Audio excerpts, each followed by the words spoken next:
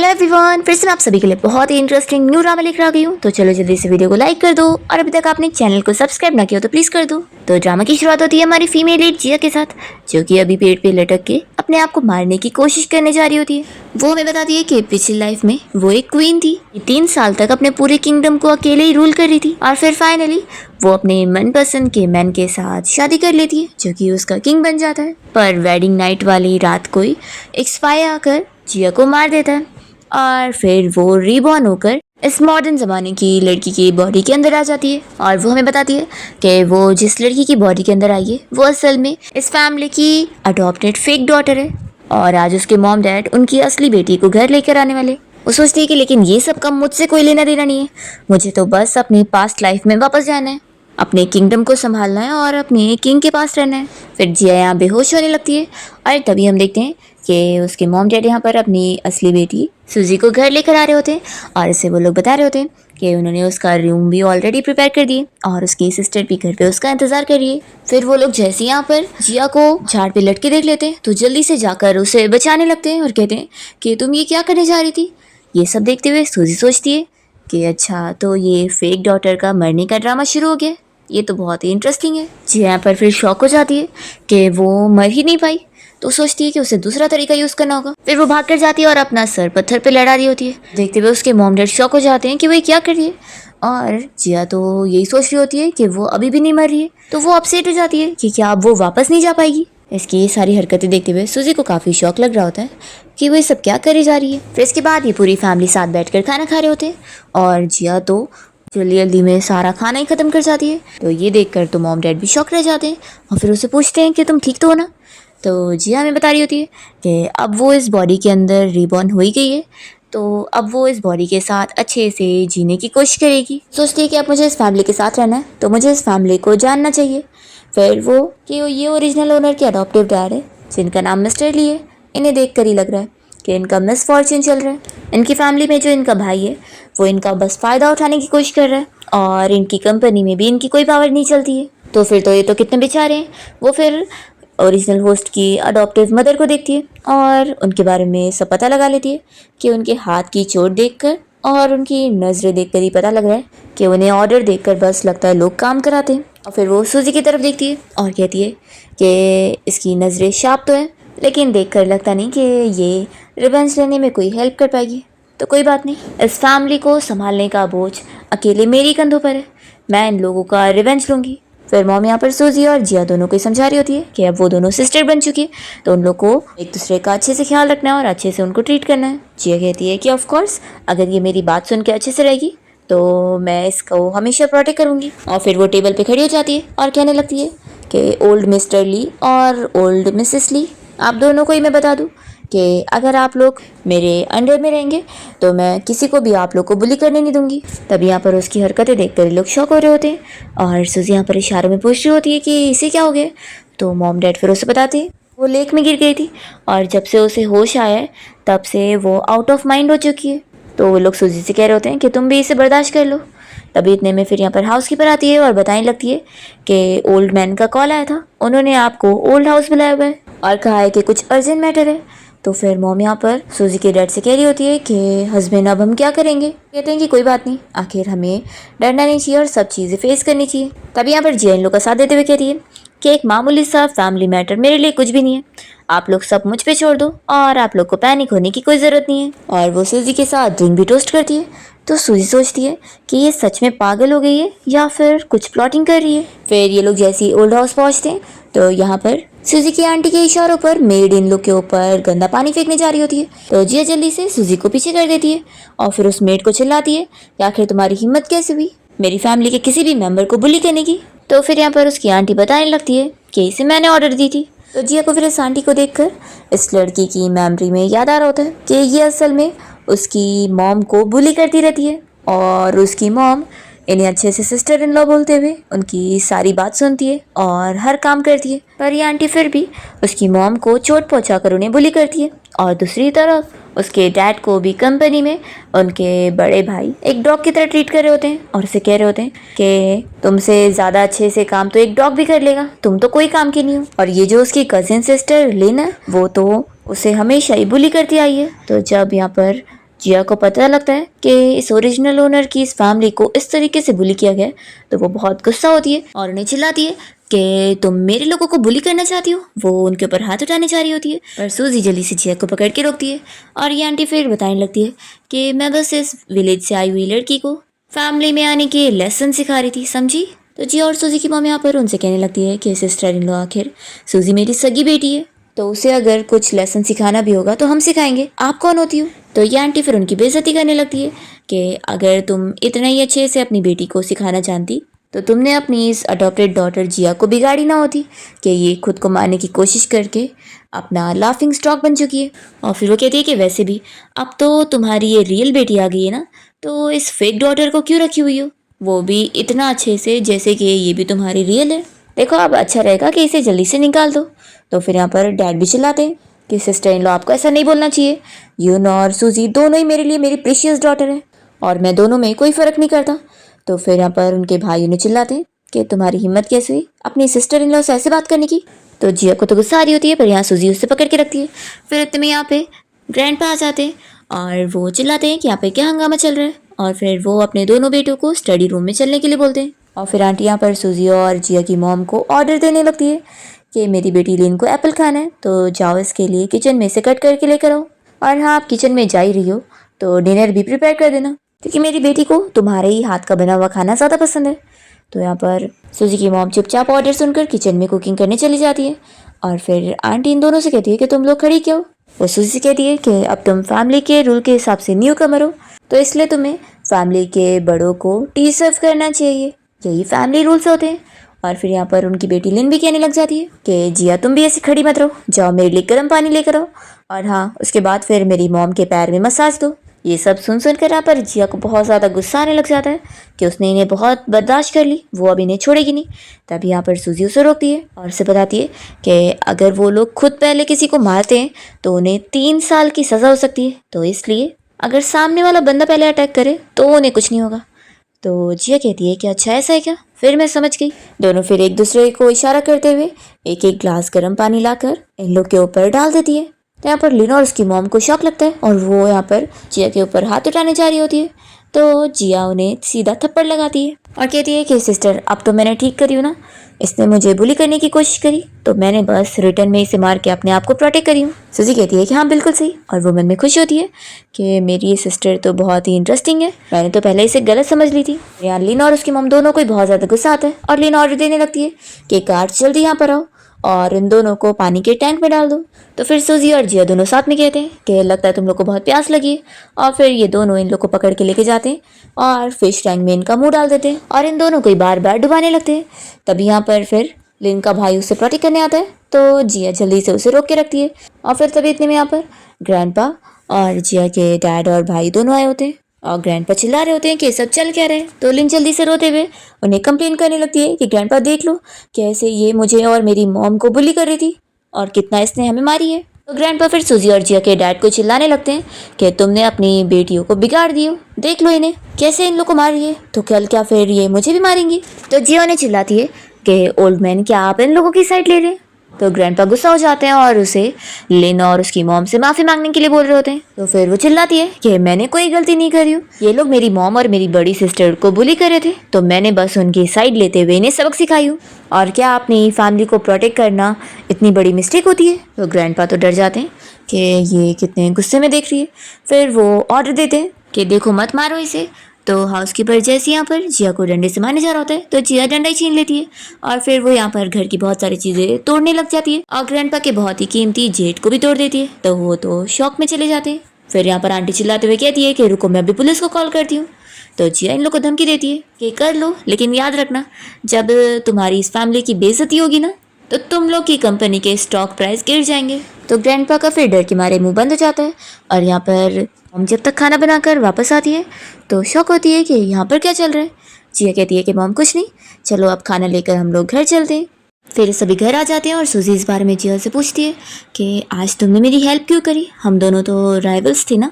तो जिया कहती है कि अब तुम इस फैमिली की मेंबर बन गई हो तो अब तुम भी मेरी पर्सन हो। और फिर यहाँ पर सूजी के डैड उसकी मॉम से जिया की तारीफ़ें कर रहे होते हैं कि आज तो ओल्ड हाउस जाने पर जिया कितनी ज़्यादा स्ट्रांग लग रही थी ना, उसने क्या बातें सुनाकर सबक सिखाई उन लोग को। मैंने तो आज तक कभी ब्रदर और सिस्टर इन लोग को ऐसे हार मानते हुए नहीं देखा।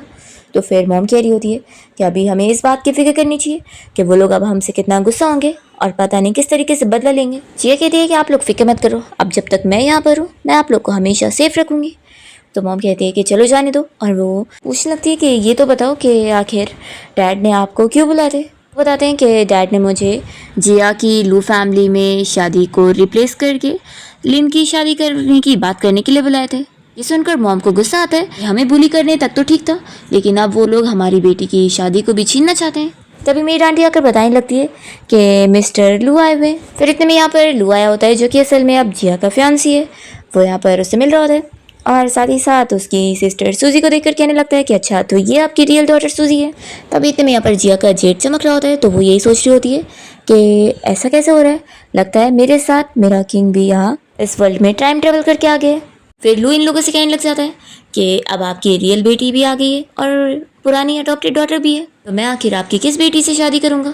तो एक काम करते हैं, दोनों के बीच में कंपटीशन करते हैं और जो दोनों में से प्रूव कर देगी कि जो मुझसे ज़्यादा प्यार करती है मैं उसे चुन लूँगा। ऐसे फिर अंकल आंटी आपको फिक्र करने की ज़रूरत नहीं पड़ेगी।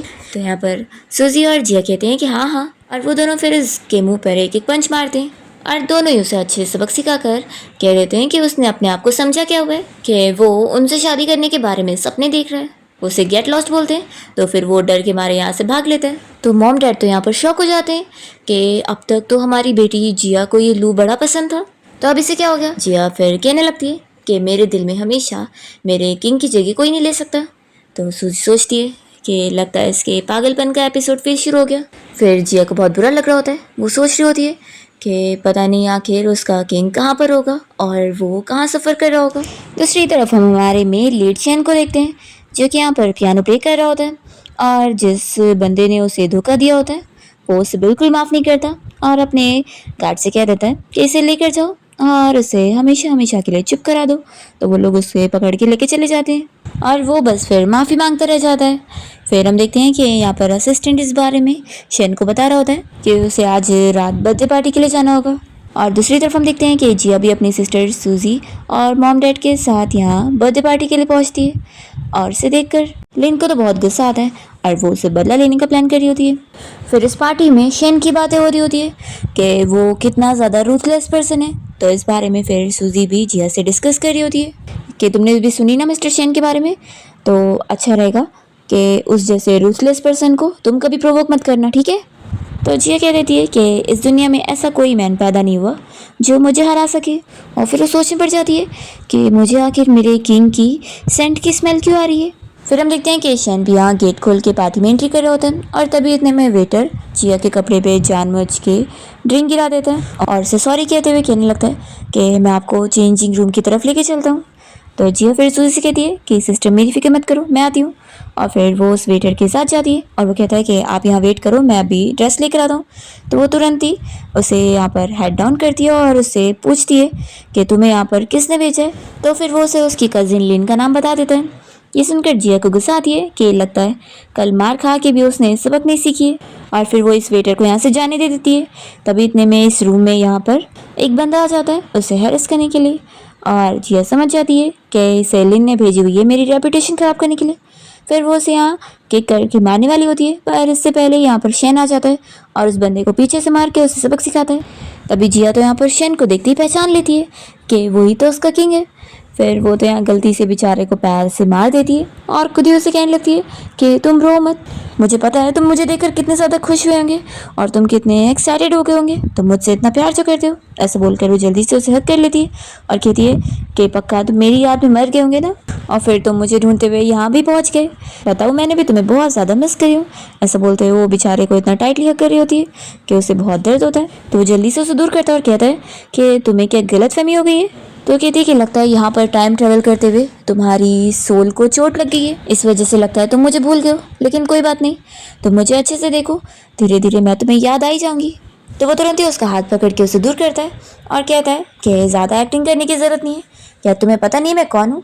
और लास्ट टाइम जो लड़की मुझसे क्लोज आई थी मैंने उसका क्या हाल किया था? तो फिर वो कहती है कि ऑफ कोर्स मुझे पता है कि तुम मेरे किंग हो। तुम्हें पता है पिछली लाइफ में मैंने तुमसे शादी करने के लिए कैसे अपने सारे मिनिस्टर से फाइट करी थी। नहीं तो वो लोग तो मान ही नहीं रहे थे मेरी शादी तुमसे करवाने के लिए। तो ये सब सुनने के बाद शेन सोचता है कि ये तो एक पागल है।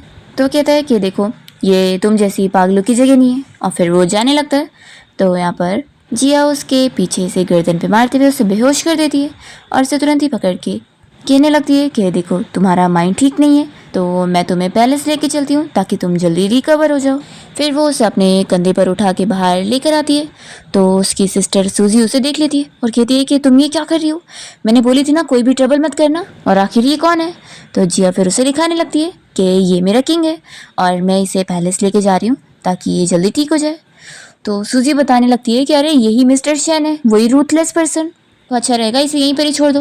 पर जिया नहीं मान रही होती और कहती है कि मैं इसे लेकर जाऊंगी। और वो तुरंत ही फिर शेन को लेकर घर जाने के लिए निकलती है।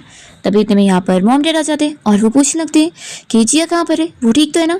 तो सूजी कहती है कि मॉम डैड आप लोग फिक्र मत करो, वो ठीक है, वो अभी घर गई है और अभी आप लोग को घर पे एक बड़ा सरप्राइज मिलने वाला है। और फिर ये लोग जब यहाँ से जाने के लिए निकलते हैं तो लिन को बहुत गुस्सा आती है कि उसका प्लान खराब हो गया।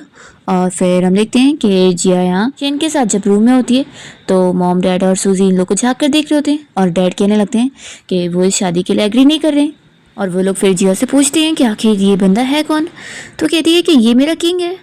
ये सुनने के बाद फिर वो लोग यहाँ रूम से बाहर आ जाते हैं और सूजी से पूछते हैं कि क्या तुम्हारी सिस्टर की कंडीशन और भी ज़्यादा ख़राब हो गई है? तो सूजी कहती है कि हाँ, लगता है इस बार उसका दिमाग सच में ख़राब हो गया है। तो मॉम कहने लगती है कि अब हम क्या करेंगे? पहली बार उसने खुद को मारने की कोशिश करी और अब वो किसी और को मारने के लिए लेकर आई है। डैड कहते हैं कि मैं जल्दी से कल उसके लिए एक साइकेट्रिस्ट का इंतज़ाम करूँगा। देखना कल ही हम उसे लेके चलेंगे और उसे ठीक करवा के देंगे। तो सूजी कहती है कि सबका कोई फ़ायदा नहीं है। वो इन लोगों को बताती है कि जिया ने जिस बंदे को उठा कर लेकर आई है वो कोई और नहीं मिस्टर शेन है। ये सुनकर ये लोग शॉक हो जाते हैं। तो सूजी कहती है कि हाँ आप लोगों ने बिल्कुल सही सुने, वो ही डेविल पर्सन जो कि इतना ज़्यादा रूथलेस है। डैड तो फिर शॉक हो जाते हैं कि अब तो हम लोग गए। तो मॉम कहती है कि एक बार हम लोग चल के जिया से बात करते हैं, शायद वो हमारी बात मान जाए।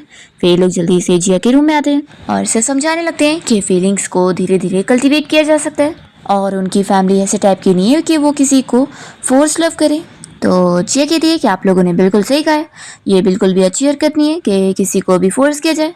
तो एक क्वीन होकर मैं कभी ऐसा काम नहीं करूँगी। तो लोग कहते हैं कि हाँ हाँ तुम बिल्कुल सही जा रही हो। तो फिर अब हम इस जेंटलमैन को वापस इसके घर छोड़ देते हैं। तो मना करती है कि नहीं, ये मेरा किंग है और मैं इसे कहीं नहीं जाने दूंगी। तो मॉम उसे मनाने लगती है कि तुम ऐसा नहीं कर सकती हो, मैंने अभी बताई ना कि फोर्स लव अच्छी बात नहीं होती। तो कहती है कि मॉम आखिर इसमें क्या ही फोर्स लव है, मैं उसे चाहती हूँ तो मैं उसे अपना बना सकती हूँ। और फिर वो इन लोग के सामने यहाँ पर शेन की फेस पे किस करती है और कहती है कि आप लोग ही देख लो, मैंने इसे किस भी करी फिर भी इसने मुझे अपने से दूर नहीं किया। इसका मतलब है कि ये भी यही चाहता है। मॉम डैडी सब सुन के परेशान हो जाते हैं और सूजी के साथ फिर रूम से बाहर जाते हैं और आपस में डिस्कस कर रहे होते हैं कि कल जब इस मिस्टर शेन को होश आएगा तो वो कहीं जिया के ऊपर गुस्सा होकर उसके ऊपर केस कर दिया तो, क्योंकि आखिर वो मिस्टर शेन है ना, वो रूथलेस पर्सन। तो सूजी कहती है कि आप लोग बस यही प्रे करो कि कल उसे जब होश आए तो वो इतना गुस्सा ना हो। तो डैड भी कहने लगते हैं कि उम्मीद करता हूँ कि यही बात हो, नहीं तो फिर हमारी पूरी फैमिली बर्बाद होगी। जिया तो यहाँ पर शेन का फेस पकड़ के उसे देखी जा रही होती है। तभी इतने में वो जाग जाता है और उसके गले पे चाकू रखकर उसे कहता है कि हिलना भी मत। और मन में सोच रहा होता है कि आखिर ये कौन लड़की है जिसकी वजह से उसका कोल्ड पॉइजन भी ठीक हो रहा है। वो उससे पूछ रहा होता है कि तुम्हें आखिर किसने भेजा है। तो जिया उसे कहने लगती है कि किंग अब तुम जाग गए। शेन पूछता है कि तुम्हें डर नहीं है कि मैं तुम्हें सच मार दूंगा। तो कहती है नहीं, तुम मुझे नहीं मारोगे क्योंकि मैं तुम्हारी क्वीन हूँ। तो वो उसे चिल्लाता है कि लेकिन मैं तुम्हारा कोई किंग नहीं हूँ। ये कहती है कि कोई बात नहीं, तुम्हारी अभी याददाश्त गई है, धीरे धीरे सब याद आ जाएगा। और फिर वो उसे चाकू ले लेती है और कहती है कि अब अपने आप को हर्ट करने की कोशिश मत करो। तो कहता है कि तुम्हें पता था कि मैं सो नहीं रहा था। ये कहती है कि ऑफ कोर्स मुझे पता था, जब मैंने तुम्हें किस करी थी और तुम बिल्कुल भी मना नहीं कर रहे थे, इसका मतलब है कि तुम अनकॉन्शियसली मुझे इतना ज़्यादा प्यार जो करते हो। तो शेन सोचने लग जाता है कि वो लोग कितने ज़्यादा शेमलेस है जो एक साइको को मुझे मारने के लिए भेजे। फिर जिया फिर से शेन को किस करने लगती है तो वो तुरंत से उसका गला पकड़ लेता है और कहता है कि तुम क्या कर रही हो। तो कहती है कि मैं किस ही तो कर रही थी। फिर वो उसका हाथ पकड़ के बैट की तरफ खींच रही होती है तो वो नहीं हिल रहा होता है। तो जिया फिर जोर से खींचकर उसे बैट पर अपने साथ लिटा लेती है। और फिर मॉर्निंग में जब उसकी नींद खुलती है तो वो शेन को देखकर खुश हो रही होती है और फिर उसकी गाल पे किस करके रूम से बाहर निकलती है और देखती है कि यहाँ पर उसकी कजिन लिन शेन के सारे असिस्टेंट और गार्ड्स को लेकर आई होती है और उन्हें बता रही होती है कि मैंने इसे देखी थी कि ये किसी को उठाकर लेकर जा रही थी, तो वो पक्का मिस्टर शेन होंगे।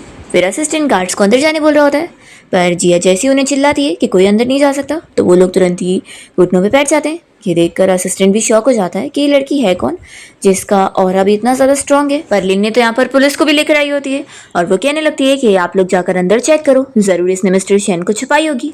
फिर पुलिस अपनी आईडी दिखाकर इन्वेस्टिगेशन के लिए कोऑपरेट करने के लिए बोल रहे होते हैं, पर जिया नहीं मान रही होती है कि मैं किसी को अंदर नहीं जाने दूंगी।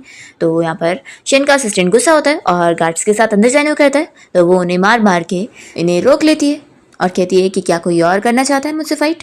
तो ये देखकर तो सभी डर जाते हैं और यहाँ पर जिया के मॉम डैड सोच रहे होते हैं कि ये हमारी बेटी इतनी ज़्यादा कैसे बदल गई, ये तो एक मक्खी भी नहीं मार पाती थी और इसके ब्रेन में ऐसा क्या ट्रिगर हो गया कि ये तो इतनी अच्छी फाइटर बन गई। तो सूजी सोचती है कि पागल तो ये नहीं बल्कि आप लोग हैं जिन्हें कुछ समझ ही नहीं आ रहा है। फिर पुलिस ऑफिसर डरते हुए यहाँ जिया से कह रहे होते हैं कि वो उन्हें मारे ना। तब यहाँ पर जिया को जल्दी से सूजी पकड़ लेती है और इन लोग को अंदर जाने दे देती है और वो जिया को समझा रही होती है कि तुम ऐसे पुलिस को मारोगी तो फिर तुम्हें जेल हो सकती है। तभी यहाँ पर फिर असिस्टेंट शेन को लेकर निकल रहा होता है और जिया जैसी शेन को देखती है तो उसे कहती है कि किंग अब तुम वापस कब आओगे, मैं तुम्हारा इंतजार करूंगी।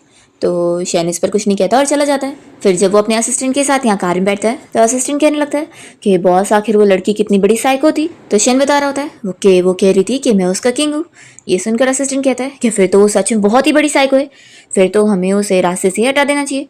शेन चिल्लाता है कि ऐसी हिम्मत भी मत करना। तो असिस्टेंट पूछता है कि बॉस क्या आपको इस साइको की फिक्र है। तो शेन कहता है कि वो मेरी कंडीशन को ठीक कर सकती है, इसलिए तुम उसकी इन्वेस्टिगेशन करो, मैं उसकी सारी हिस्ट्री जानना चाहता हूँ। दूसरी तरफ हम देखते हैं कि जिया को यहाँ पुलिस ऑफिसर लेकर गए होते हैं और उससे क्वेश्चनिंग कर रहे होते हैं कि शेन को उसने इतनी इलीगली लेकर क्यों गई थी। तो फिर वो बताने लगती है कि वो मेरा किंग है और मैं जब चाहूँ उसे लेके जा सकती हूँ। तो इसकी बातें सुनकर तो यहाँ पर पुलिस ऑफिसर सोच रहे होते हैं कि ये तो साइको है। फिर वो यहाँ साइकेट्रिस्ट को बुला लेते हैं जो कि यहाँ पर जिया से क्वेश्चनिंग कर रहा होता है कि वो अपने आप को क्या समझती है। तो फिर वो बताने लगती है कि वो जियांग डायनेस्टी की 7th एम्प्रेस है। तो साइकेट्रिस्ट उससे फिर पूछता है कि हॉस्टेज से तुम्हारा क्या रिलेशन था। तो कहती है कि वो तो मेरा किंग है। साइकेट्रिस्ट फिर उससे पूछ रहा होता है कि वो करना क्या चाहती है। तो बताती है कि मैं पूरे वर्ल्ड को रूल करना चाहती हूँ। तो साइकेट्रिस्ट भी फिर से डर जाता है। वो बाहर आकर फिर सूजी को इसकी रिपोर्ट दिखा रहा होता है कि ये पूरी अलग ही दुनिया में जी रही है। और फिर सूजी जिया को चलने बोलती है। तो जिया पूछती है कि पेरेंट्स कहाँ पर है।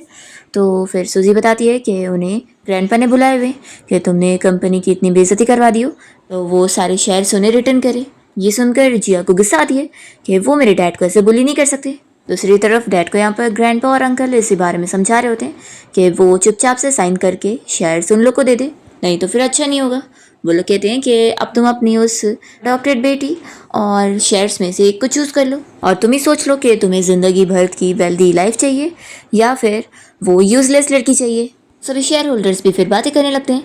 तब यहाँ पर डैड चिल्लाते हैं कि जिया आखिर मेरी बेटी है तो मैं किसी को भी उसे हाथ नहीं लगाने दूंगा। ग्रैंडपा कहते हैं कि ठीक है, फिर तुम्हें इतना ही है ना तो इस शेयर ट्रांसफ़र एग्रीमेंट पे साइन करो और अपनी बेटी के साथ निकल जाओ हमारी फैमिली से। तो फिर वो कहते हैं कि डैड इतने सालों से आपने सिर्फ मेरे बड़े भाई को ही फेवर किया है, लेकिन मैं भी तो आपका बेटा हूँ ना। और वो फिर अपने बड़े भाई से भी कह देते हैं कि मैं इतने सालों से आपका सहता आ रहा हूँ, इसलिए नहीं क्योंकि मैं आपसे डरता हूँ, इसलिए क्योंकि हमारे बीच में खून का रिश्ता है और मैं बस रिश्ते को बचाने के लिए सब कर रहा था। तो फिर अंकल तो यहाँ बहुत गुस्सा हो जाते हैं और कहते हैं कि आज तो तुम चाहो या ना चाहो साइन तो तुम्हें करना ही पड़ेगा। वो अपने गार्ड से कहते हैं कि इसे ज़बरदस्ती करवाओ और फिर गार्ड्स यहाँ पर सूजी के डैड को पकड़ लेते हैं। पर तभी इतने में यहाँ पर जिया पहुँच जाती है और वो चिल्लाती है कि उन्हें छोड़ दो, मेरी फैमिली को हाथ लगाने की कोशिश भी मत करना। फिर यहाँ पर डैड पूछ रहे होते हैं कि जिया तुम यहाँ पर क्या कर रही हो। तो जिया उनसे कहती है कि आप हटो और वो बैठ जाती है। तो डैड शॉक होते हैं कि ये तो मेरी सीट है। फिर ग्रैंडपा बहुत ज़्यादा गुस्सा हो जाते हैं और चिल्लाते हैं कि तुमने यही बेटी को पालो, इसे कुछ भी तमीज़ नहीं है, क्या ये कंपनी उसकी जगह। फिर अंकल भी कहने लग जाते हैं कि भाई तूने तो अपनी बेटी को कुछ सिखाया ही नहीं है, फिर तो तेरी भी इस कंपनी में कोई जगह नहीं बनती है, इसलिए साइन कर और हमारी फैमिली से निकल जा। तो जिया फिर उन्हें मारने के लिए आती है और कहती है कि लगता है मुझे आपको अच्छे सबक सिखाना ही होगा। अंकल कहते हैं कि मैं एल्डर हूँ, तुम मुझे मारोगी। तो कहती है कि क्या आप एल्डर बनना डिजर्व भी करते हो। फिर ग्रैंडपा ऑर्डर देने लगते हैं कि गार्ड्स इन दोनों लड़कियों को यहाँ से बाहर निकालो। तो जिया फिर इन गार्ड्स को मार के सबक सिखाती है और यहाँ पर वापस से सीट पे बैठती है और कहने लगती है कि अब मेरी सिस्टर आपको बताएगी। और फिर सूजी इन लोग को बता रही होती है कि उसके डैड के नाम पर सबसे ज़्यादा शेयर्स है और वो ग्रैंडपा और अंकल दोनों से भी ज़्यादा है। इसलिए वो लोग तो बिल्कुल भी उन्हें यहाँ से निकाल नहीं सकते और उल्टा उन्हें तो सीईओ की पोजीशन भी उसके डैड को ही देनी पड़ेगी। तो ये सुन के ग्रैंडपा और अंकल तो शॉक हो जाते हैं और यहाँ पर फिर जिया भी कह देती है कि अगर आज आप लोग ने मेरे डैड को सीईओ की पोजीशन रिटर्न नहीं किए तो फिर मैं आप लोगों को उसकी कीमत चुकाऊंगी। तो अंकल चिल्लाने लगते हैं कि डैड देख लो इसने अपनी बेटी को किस तरीके से पाला है। फिर यहाँ ग्रैंडपा गुस्सा हो जाते हैं और कहते हैं कि अब तो पुलिस को बुलाना पड़ेगा।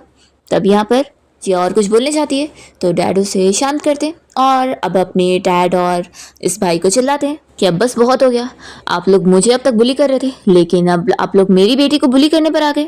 वो कह देते हैं कि वैसे भी मैंने अब आप लोग का बहुत सह लिया, ये सीईओ की पोजीशन तो मेरी थी और अब आप लोग को रिटर्न करनी होगी और अगर आप लोग मानेंगे नहीं तो मैं बोर्ड में आप लोग की रिपोर्ट करूंगा और फिर एक न्यू इलेक्शन होगा। और ये सब सुनाकर फिर डैड यहाँ से जिया और सूजी दोनों के साथ चले जाते हैं।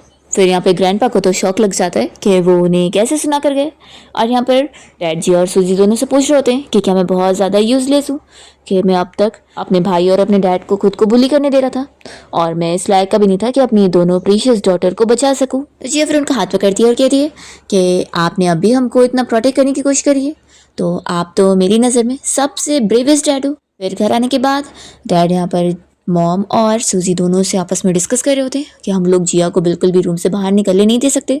लास्ट टाइम जब वो रूम से भाग कर गई थी तो उस मिस्टर शेन को उठा कर ले आई थी, अब अगर वापस गई तो पता नहीं क्या करेगी। तो आज रात हम लोग यहीं पे पहरा देंगे और उसे रूम से बाहर नहीं आने देंगे।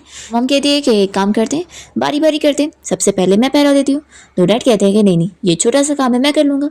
तो फिर मॉम कहती है कि ठीक है फिर तुम ही संभालो और सूजी भी चली जाती है। पर हम देखते हैं कि जिया तो फिर भी यहाँ शैन के घर पे पहुंच जाती है और उसके रूम में यहाँ पर बेड पे उसे ढूंढ रही होती है।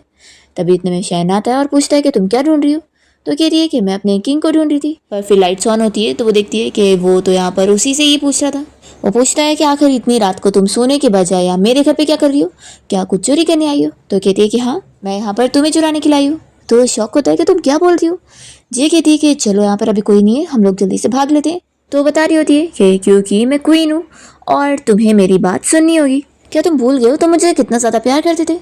तो ये सोच रहा होता है कि सच में ये तो बहुत बड़ी पागल है लेकिन बहुत ही इंटरेस्टिंग भी। वो कहता है कि ठीक है मैं तुम्हारे साथ चलूँगा लेकिन मुझे कुछ मिलना तो चाहिए ना।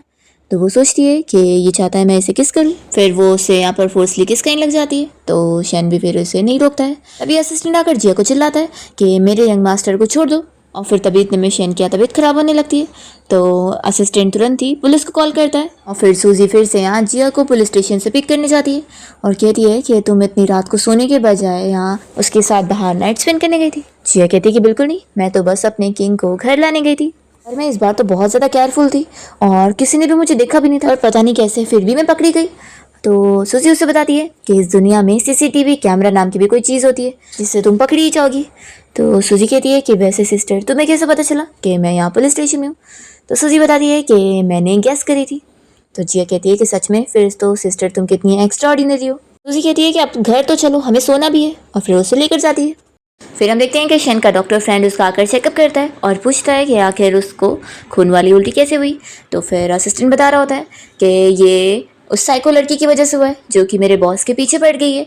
वो हर रात बॉस के घर पे आ जाती है चुपके से और उनको ज़बरदस्ती की सरहद करने की कोशिश करती है और यंग मास्टर तो उसकी वजह से इतना गुस्सा थे और उनकी ये हालत हो गई। तो शैन का डॉक्टर फ्रेंड बताता है कि उसकी कंडीशन ख़राब नहीं हुई है बल्कि उल्टा अच्छी हुई है और ये खून निकलने की वजह से उसका इंटरनल कोल्ड निकल चुका है तो इसमें काफ़ी इंप्रूवमेंट आएगा।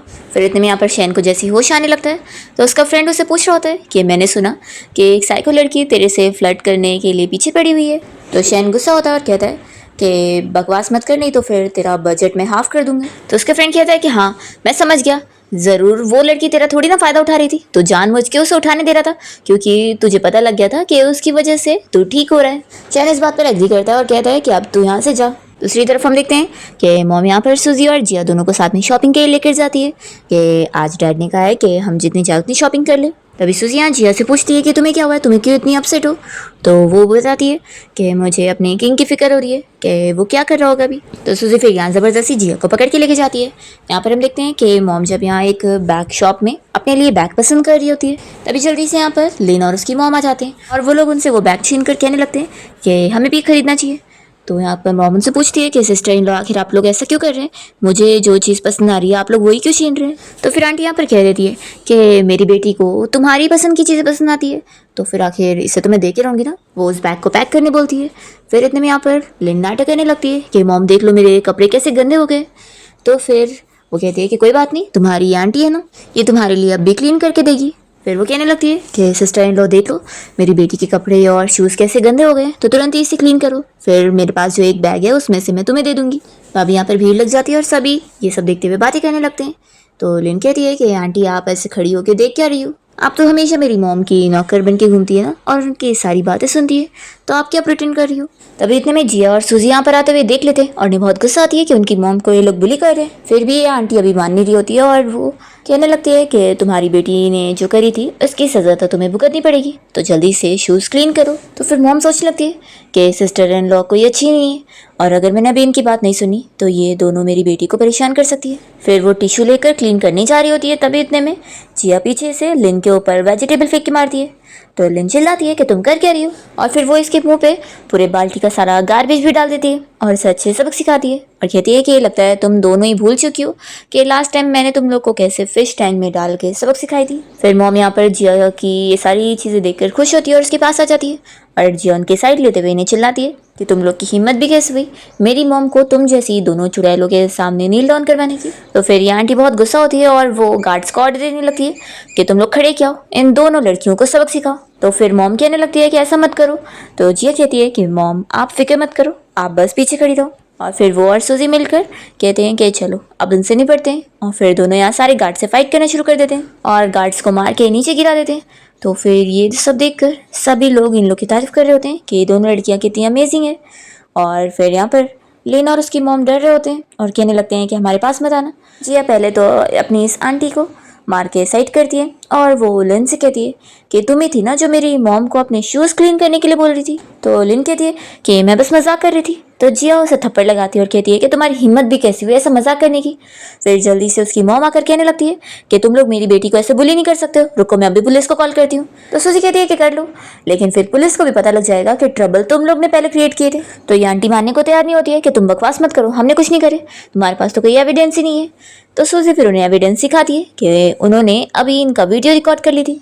फिर जिया कहती है कि अच्छा रहेगा कि अभी आप लोग अपनी गलती मान लो, नहीं तो फिर हम इस वीडियो को ऑनलाइन जब पोस्ट करेंगे तो फिर आप ही लोगों की बेइज्जती होगी और सभी को पता लग जाएगा कि जियांग फैमिली की जो मदर डॉटर की डुओ है वो इतनी ज़्यादा चुड़ैल है, और फिर देख लेना तुम दोनों की कितनी बेइज्जती होगी। तो वो लोग माफ़ी मांग लेते हैं। तभी जिया जल्दी से जाकर अपनी इस आंटी के गले से जेड पेंडेंट निकाल लेती है। तो वो कहती है कि ये मेरा है। जिया उन्हें याद दिलाती है कि ये आपका नहीं बल्कि मेरी मॉम का है और ये उनकी डाउरी है, जब वो आपकी फैमिली में आई थी ये तब उन्हें मिली थी, और भी चीज़ें जो आपने उनसे छीन ली हो। फिर मॉम तो यहाँ बहुत ज़्यादा खुश हो जाती है कि जिया को ये सब भी याद है। फिर जिया इन लोग को धमकी दे देती है कि मैं कल तक का टाइम दे रही हूँ, मेरी मॉम की सारी डाउरी उन्हें रिटर्न करना, नहीं तो फिर आप लोग जानते होंगे कि मेरे पास बहुत तरीके हैं आप लोग को सबक सिखाने के लिए। और फिर जिया और सूजी मिलकर मॉम को लेकर जा रहे होते हैं और जिया कह रही होती है कि ये लो मॉम, और अब आप फिक्र मत करो, मैं हूँ आपके साथ। फिर घर आने के बाद मॉम यहाँ रोते हुए जिया को बताने लगती है कि जो नेकलेस है वो तुम्हारी ग्रैंडमदर ने खुद मुझे अपने हाथों से पहनाई थी, पर देखो ना मैं कितनी यूजलेस थी कि मैं इसे प्रोटेक्ट ही नहीं कर पाई, और ये काम तुम्हें मेरे लिए करना पड़ा और तुमने मेरे लिए इसे छीन कर लेकर आई। तो जिया कहती है कि अब से आपको फिक्र करने की ज़रूरत नहीं है, मैं हूँ ना, अब से मैं आप लोग की बैकअप हूँ। तो मॉम फिर उसे ये नेकलेस दे देती है और कहती है कि अब से ये तुम्हारा हुआ, मैं चाहती हूँ कि अब तुम हमारी फैमिली को प्रोटेक्ट करो। और फिर वो उन्हें हक करके रो रही होती है, तो जिया भी फिर उन्हें हक करने के लिए मान जाती है। फिर इसके बाद सूजी देखती है कि उसके डैड यहाँ पर जिया के रूम के बाहर अभी भी पहरा देते हुए सो रहे होते हैं। तो वो फिर यहाँ उन्हें ब्लैंकेट से कवर करती है और वो अपने असिस्टेंट को कॉल करके सारी लिस्ट तैयार करने के लिए बोलती है कि उनकी फैमिली की कौन कौन सी डाउरी थी जो कि उसकी आंटी और उसकी कजिन ने ले ली है। और वो अपने असिस्टेंट से पूछती है कि क्या कोई ऐसा डॉक्टर मिल जाएगा जो किसी प्यार में पागल इंसान को ठीक कर सके। दूसरी ओर हम देखते हैं कि जिया तो वापस से भागकर यहाँ पर शेन से मिलने के लिए जा रही होती है और वो सोच रही होती है कि इस बार तो कैमरा भी मुझे देख नहीं पाएगा, वो इतना सीक्रेटली निकलती है। और तभी यहाँ पर हम देखते हैं कि असिस्टेंट पहरा दे रहा होता है, पर उसे बहुत नींद आ रही होती है। फिर भी वो अपने आप को जगाने की कोशिश करता है कि मुझे जागना होगा, नहीं तो वो पागल लड़की फिर से मेरे यंग मास्टर को परेशान करने चली जाएगी। पर ये अपनी नींद कंट्रोल ही नहीं कर पाता और बैठे बैठे ही सो जाता है। और दूसरी ओर हम देखते हैं कि जिया यहाँ शेन के रूम में पहुँच जाती है और पूछने लगती है कि आखिर तुम कहाँ पर हो, क्या मेरे साथ हाइड एंड सीक खेल रहे हो। वो देखती है कि वो बेड पे भी नहीं है। फिर वो उसे आवाज़ देते हुए यहाँ पर उसे बाथरूम में देख लेती है और फिर उसकी बॉडी टच करने लगती है। तो कहता है कि कितना देखोगी और कितना टच करोगी। तो कहती है कि तुम मेरे किंग हो और मैं जितना चाहे उतना तुम्हें देख सकती हूँ। फिर यहाँ पर जिया जैसे ही शेन को किस करने लगती है तो वो भी यहाँ पर अपना कंट्रोल खो देता है और उसे किस बैक कर रहा होता है। पर इतने में फिर उसे होश आता है कि मैं ये कर क्या रहा हूँ, मैं इस पागल के जाल में फंस गया। फिर वो उसे कहता है कि तुम चुपचाप से सो जाओ और वो भी फिर अपना लेट जाता है। तो जिया बस उसे ऐसी हक करके सो जाती है। फिर मॉर्निंग में जैसे ही शेन की नींद खुलती है तो वो देखता है कि जिया उसे ही देख रही है। तभी वो फिर उसे कहने लगती है कि फिक्र मत करो, तुम्हारी बीमारी की वजह से मैं तुम्हें कोई कम नहीं समझूंगी, देखना हम दोनों मिलकर तुम्हें ठीक कर ही देंगे। वो लक्की चाम के लिए उसके हाथ में एक रेड धागा बांध देती है और कहती है कि चलो अब तुम आराम से सो जाओ, मैं जाती हूँ।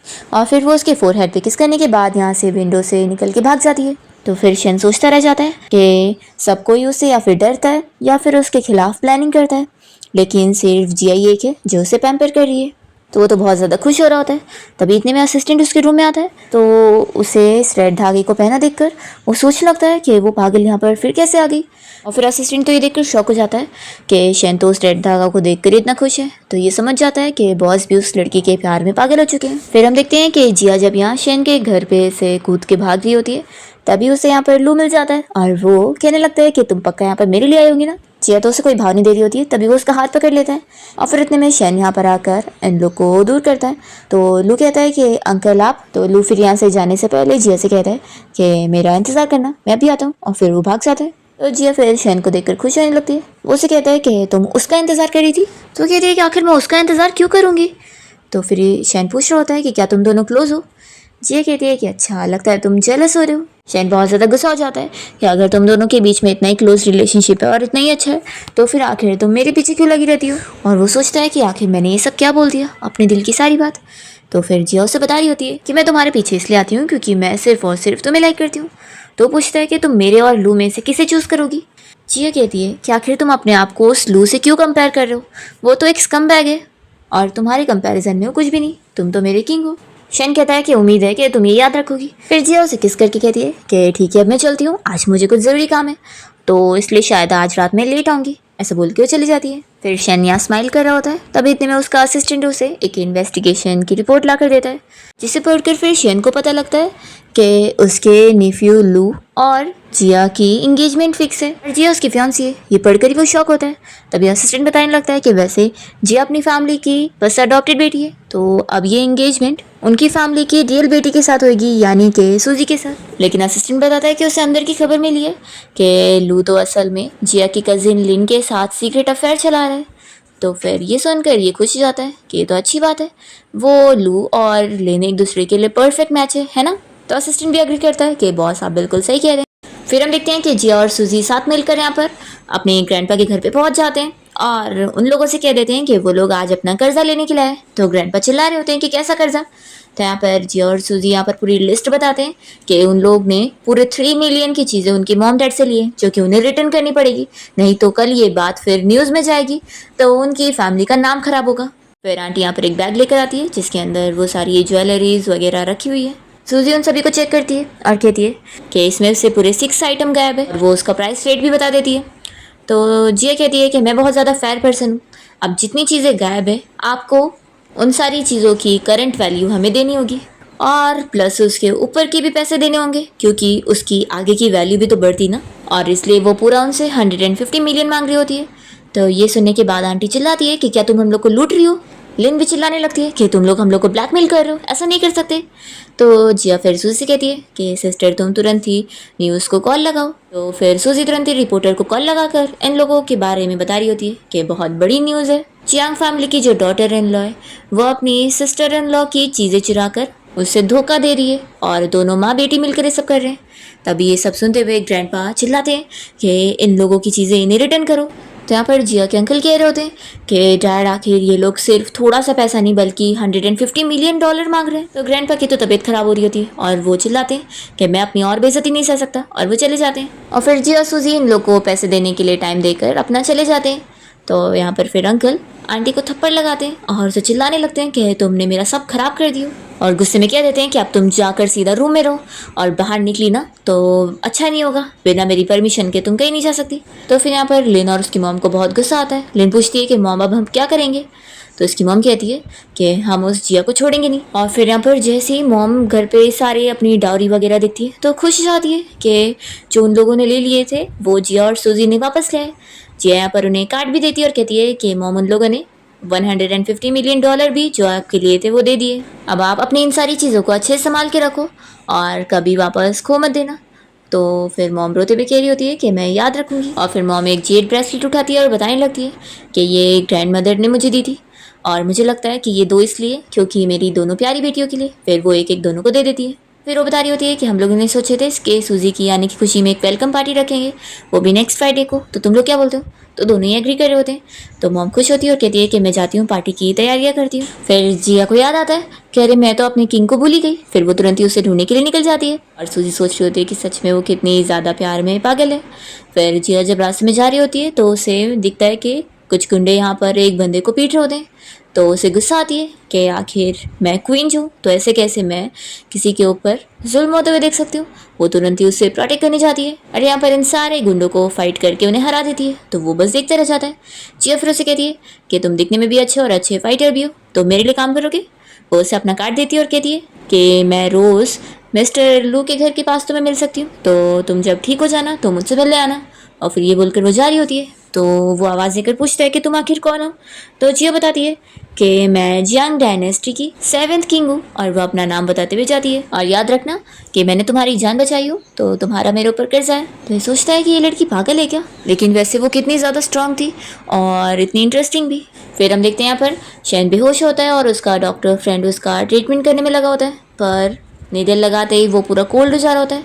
तो ये सोचता है कि अब तो सिर्फ इसे मिरेकल डॉक्टर ही ठीक कर सकते हैं। तभी इतने में जिया यहाँ विंडो से पहुंच जाती है। तो इसे देखकर ये लोग चिल्ला रहे होते हैं कि तुम यहाँ पर क्या कर रही हो, जाओ यहाँ से। पर जियान बिल्कुल नहीं सुनती है और वो शेन को देखते हुए कहने लगती है कि मेरा किंग कितना हैंडसम है। फिर वो यहाँ पर उसकी बॉडी पे टच करती है और कहती है कि देख क्या रहे हो, जल्दी से नीडल्स डालो। तो शेन का फ्रेंड शॉक होता है कि मैं इसके ऑर्डर क्यों फॉलो कर रहा हूँ।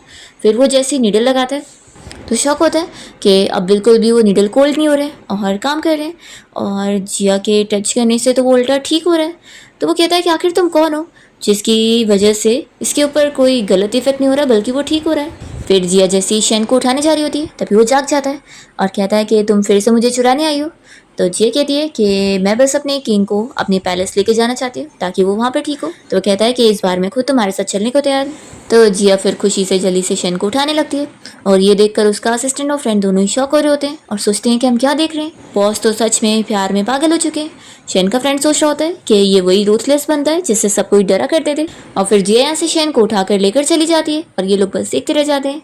फिर मॉर्निंग में हम देखते हैं कि जिया की मॉम जब किचन में आई होती है तो वो शेन को देखकर शॉक हो जाती है और उन्हें पहले लगता है कि वो गलत घर में आ गई है। फिर वो रुकती है कि लेकिन ये तो मेरा ही घर है। फिर वो पहचान लेती है कि अरे हाँ हैंडसम लड़की, तुम तो वही मिस्टर शेन हो ना। वो पूछती है कि आखिर फिर से मेरी बेटी ने तुम्हें चुरा के यहाँ लेकर आ गई। तो वो हाँ बोलता है और ये और डर रही होती है कि अभी क्या करेगा। अभी इतने में जिया यहाँ पर आती है और कहती है कि तुम क्या कर रहे हो, मुझे बहुत नींद आ रही है। तो फिर शेन उसे उठा के रूम में लेके जाता है और मॉम ये सब देखती रह जाती है। और फिर वो तो खुश हो रही होती है कि वैसे तो ये बहुत ही बड़ा डेविल बंदा है, लेकिन लगता है मेरी बेटी से इतना प्यार करता है और उसकी इतनी केयर कर रहा है, तो फिर कोई बात नहीं है, मैं इन दोनों की शादी की प्रिपरेशन करूँगी। फिर शेन जिया को रूम में ला के लेटाता है, तभी वो तो अपना सो रही होती है। फिर दोनों काफ़ी देर बाद उठने के बाद मॉम के साथ ब्रेकफास्ट करने बैठते हैं। पहले तो वो जिया के लिए निकाल रही होती है कि ये लो मेरी प्यारी बेटी, जल्दी से मेरे बनाया हुआ सूप पियो। और वो शेन से भी पूछती है कि मिस्टर किंग क्या आप भी पियोगे। तो ये सुनकर सूजी को तो हंसी आ रही होती है और वो कहती है कि मॉम ये मिस्टर शेन है। और सूजी सोचती रह जाती है कि इनकी असली बेटी मैं हूँ या फिर जिया है, क्योंकि जिया की तरह क्रेजी तो मेरी मॉम मुझे लगती है। फिर यहाँ पर शेन कहता है कि नहीं आंटी, मुझे अलग से देने की ज़रूरत नहीं है, मैं जिया के साथ शेयर कर लूँगा। और वो उसी का कटोरा ले लेता है। तो ये तीनों से देखने लग जाते हैं। तो शेन पूछता है कि क्या हुआ, आप लोग मुझे ऐसे क्यों देख रहे हैं। और फिर शेन यहाँ जिया को सूप पिला रहा होता है तो मॉम को बहुत ही खुशी मिलती है। फिर जिया सोचती है कि सच में जिया तो पूरी प्यार में पागल भी जा रही है, मुझे आज ही इसे डॉक्टर को दिखाना होगा ताकि ये जल्दी ठीक हो जाए। फिर सूजी इस बारे में जिया से कह रही होती है कि आज मुझे तुम्हें कहीं लेके चलना है। तो जिया कहती है कि मैं कहीं नहीं जाऊँगी, मैं तो आज सिर्फ अपने किंग के साथ रहना चाहती हूँ। तो कहता है कि नहीं चली जाओ, मैं भी अभी अपनी फैमिली मैटर को थोड़ा सॉल्व करने के लिए जाऊँगा। तब रात में मिलते हैं। फिर सूजी जिया को लेकर डॉक्टर के पास हॉस्पिटल में गई होती है। तो जिया कहती है कि सिस्टर तुम मुझे सच में क्रेजी समझ रही हो। फिर वो उसे डॉक्टर के पास लेके चली जाती है और कह रही होती है कि मेरी सिस्टर बार बार अपने आप को क्वीन बोल रही होती है और ये एक लड़के के पीछे भी पागल है जिसे वो किंग समझती रहती है। तो डॉक्टर आप इसे चेक करके बताओ कि ये ठीक हो सकती है कि नहीं। फिर यहाँ पे डॉक्टर जिया को रूम से बाहर निकालता है और सूजी को चिल्लाता है कि इसे मैं ठीक नहीं कर सकता हूँ, ये लड़की तो इतनी ज़्यादा पावरफुल है, आज तक मैंने इस तरीके की पेशेंट नहीं देखा, अगर मैंने इसे ठीक करने की कोशिश किया ना तो मैं ज़रूर पागल हो जाऊँगा और मुझे साइकेट्रिस्ट थेरेपी की ज़रूरत होगी, और अगर ये यहाँ पे और रही ना तो मेरी रेपुटेशन चली जाएगी, तो अब तुम लोग जाओ यहाँ से। तो सूजी तो सच में हार मान जाती है कि जिया तो ठीक ही नहीं हो सकती। तभी जिया कहती है कि सिस्टर मैंने बोली ना मैं बिल्कुल ठीक हूँ, मैं बीमार नहीं हूँ। तो सूजी कहती है कि हाँ हाँ क्वीन साहिबा तुम बिल्कुल ठीक हो, तो ठीक है अब तुम यहाँ इंतज़ार करो, मैं जाकर कार रेडी करती हूँ। अभी इतने में यहाँ पर लू और लिन दोनों हाथ पकड़ के आए होते हैं और वो लोग जिया को देखते ही अपना हाथ छुड़ा लेते हैं और उसे पूछते हैं कि तुम यहाँ पर क्या कर रही हो। फिर यहाँ पर लू से पूछ रहा होता है कि जिया तुम क्या कर रही हो, क्या मैं तुम्हें डॉक्टर के पास लेके चलूँ, तुम्हारी तबीयत ठीक नहीं है। तो इसका हाथ दूर करती है। तो लिन कहती है कि लगता है मुझे और लू को साथ देखकर तुम्हें जेलसी हो रही है, इसलिए तुम गुस्सा होगी ना। जिया हंसने लगती है और कहती है कि तुम कितनी बड़ी स्टूपिड हो, और वो उसे थप्पड़ लगाकर चिल्लाती है कि तुम्हें फिर से मेरे हाथों मार खाना है। और लिन उसे कहती है कि तुमने मुझे मारी कैसे। तो जिया उसे एक और थप्पड़ लगाकर नीचे गिरा देती है और कहती है कि तुम कान खोल कर सुन लो कि ना मैं तुम में इंटरेस्टेड हूँ और ना तुम्हारे स्लू में, समझ गई। मैं ये शेमलेस एक्ट बंद कर दो, नहीं तो फिर अगली बार इस थप्पड़ से भी ज़्यादा तुम्हें मारूंगी। अब इतने सूजी यहाँ जिया को बुलाने आ जाती है तो जिया फिर उसके साथ चली जाती है। ये देखकर लू सोचता है कि जिया तो पहले उसके पीछे इतना पागल थी और अब वो इतना बदल गई है। फिर लिनिस के सामने अच्छी बनने की कोशिश करती है तो वो चिल्लाता है कि तुम्हें पहले से पता था ना कि जिया और सूजी यहाँ पर आए, इसलिए तुम चालाकी से मुझे यहाँ लेकर आई थी। देखो अपनी ये सारी चालाकियाँ बंद कर दो, अगर तुम्हारी वजह से मुझे मेरी इनहेरिटेंस मिलने में कोई भी प्रॉब्लम हुई ना तो फिर तुम्हें छोड़ूंगा नहीं। और वो भी फिर गुस्से में चला जाता है। तो लिन को फिर जिया के ऊपर और गुस्सा आती है। दूसरी तरफ हम देखते हैं कि सूजी यहाँ जिया की तारीफ करती है कि तुमने उस लिन को 2 थप्पड़ लगाकर उसे अच्छे सबक सिखाए, लेकिन आज तुमने जो उसकी लू के सामने बेइज्जती करवा दी हो इसे वो याद रखेगी और तुम्हें परेशान करने की कोशिश कर सकती है, और क्या पता वो कल की पार्टी में हंगामे करे। और फिर सूजी इस बारे में जिया से पूछती है कि क्या तुम फिर से शैन को उसके घर से पिक करने जाओगी। जिया कहती है क्या सिस्टर फिक्र मत करो, मैं पकड़ी नहीं जाऊँगी। दूसरी तरफ हम देखते हैं कि शैन अपने डैड से बातें कर रहा होता है। उसके डैड यहाँ कल की पार्टी के बारे में पूछ रहे होते हैं कि कल कौन जाएगा। तो यहाँ पर शैन का जो बड़ा भाई है वो अपने बेटे लू को भेजना चाह रहा होता है, पर शैन कहता है कि मैं जाऊँगा। तो उसके डैड काफ़ी शौक होते हैं कि तुम ये सब में कब इंटरेस्टेड हो गए। तो यहाँ पर शैन का बड़ा भाई कहने लगता है कि तुम जिया में इंटरेस्ट ले लोगे ना, लेकिन मैं तुम्हें बता दूं कि वो तुम्हारे नीफ्यू की फियांसी है, समझे, इसे याद रखो। तो शैन कहता है कि ब्रदर आप तो मेरे बारे में बहुत इन्वेस्टिगेशन करके रखे हुए। तो वो कहते हैं कि मुझे तुम्हारी इतनी फिक्र है तो ये तो करूँगा ही ना, और वो पागल लड़की तुम्हारे पीछे पड़ी हुई है, सोचो ये बात बाहर जाएगी तो हमारी फैमिली की बेइज्जती होगी। तो कहता है कि ब्रदर लेकिन आपको ये पता नहीं है, ये दिख रहा है ये उसने मुझे दिए और ये उसकी तरफ से मेरे लिए शादी का गिफ्ट है, अब मैं उसका हूँ और वो मेरी है। लू फिर गुस्से में कहने लगता है कि अंकल जिया मेरी फियांसी है। तो शैन उसे कहता है कि लेकिन मुझे तो लग रहा है कि तुम तो लिन को पसंद करते हो ना। वो कहता है कि चलो छोड़ो जाने दो, और ये सब सुनाकर वो चला जाता है। फिर यहाँ पर शैन के डैड लू के ऊपर गुस्सा होते हैं कि वो आखिर क्या कर रहा है। दूसरी तरफ हम देखते हैं कि जिया यहाँ शैन के घर पे उससे मिलने के लिए गई होती है, और तभी वो देख लेती है कि यहाँ पर वही बंदा आया जिसको लास्ट टाइम उसने बचाई थी। और हमें पता चलता है कि शैन का यहाँ पर डॉक्टर फ्रेंड उसे बता रहा होता है कि वो मिरेकल डॉक्टर मिल गया जो उसे ठीक कर सकता है। जिया ऊपर से कूद के यहाँ पर हान के पास बात करने आती है और कहती है कि अब तुम मेरे साइड की होंगे, ठीक है। तो वो ये एक्सेप्ट करता है। अब यहाँ पर हान का एक गार्ड कहने लगता है कि तुम हमारे बॉस से कैसे बात कर रही हो। तो बाकी गार्ड उसे लेकर जाते हैं। फिर यहाँ पर जिया हान के ऊपर जब हाथ रखी होती है तो शैन अंदर से ये देखकर जेलस हो जाता है। फिर जिया जल्दी से अंदर शैन के पास आके बैठती है और फिर ये डॉक्टर हान आकर शैन से मिल रहा होता है और उसे हैंडशेक के लिए हाथ आगे बढ़ाता है। तो शैन उसे खाली बैठने के लिए इशारा करता है। फिर हान यहाँ पर शैन के सामने जिया की तारीफ कर रहा होता है कि आपने मुझे बचाई हो, इसलिए अब से मैं आपको अपनी बॉस मानने वाला हूँ। तो ये सुनकर शैन जलस हो रहा होता है कि इसने कभी से बचाई, ये तो हर रात मुझसे मिलने आती थी ना। जिया उसे ऐसे जलस देखकर पूछती है कि तुम्हें क्या हुआ है। तो वो कहता है कि मैं बस क्यूरियस हो रहा था कि तुमने इसे कब बचाई। तो जिया बताती है कि कल रात मैं तुमसे मिलने आ रही थी और मैंने देखी कि कुछ गुंडे इसे मार रहे थे, तो मैंने टाइम पर इसे बचा ली थी और फिर मैंने सोची कि मैं इसे अपना असिस्टेंट बना लूँगी। तो यहाँ पर हान तो खुशी खुशी बोल रहा होता है कि मैं तुम्हारा स्टूडेंट बनने के लिए बहुत खुश हूँ। तभी इन लोग की ऐसी बातें सुनकर शैन तो जेलस हो रहा होता है और फिर वो हान को समझाने लगता है कि जिया मेरी है, तो अगर तुम्हें इससे कोई बात करनी है तो मुझसे करना पड़ेगा। तो वो कहता है कि मैं तो बस इसे अपना बॉस मानता हूँ, तो आखिर मैं आपसे क्यों बात करूंगा। फिर लोग टॉपिक चेंज करने के लिए इस बारे में डिस्कस करते हैं कि अभी शेन का ट्रीटमेंट करना ज़्यादा ज़रूरी है।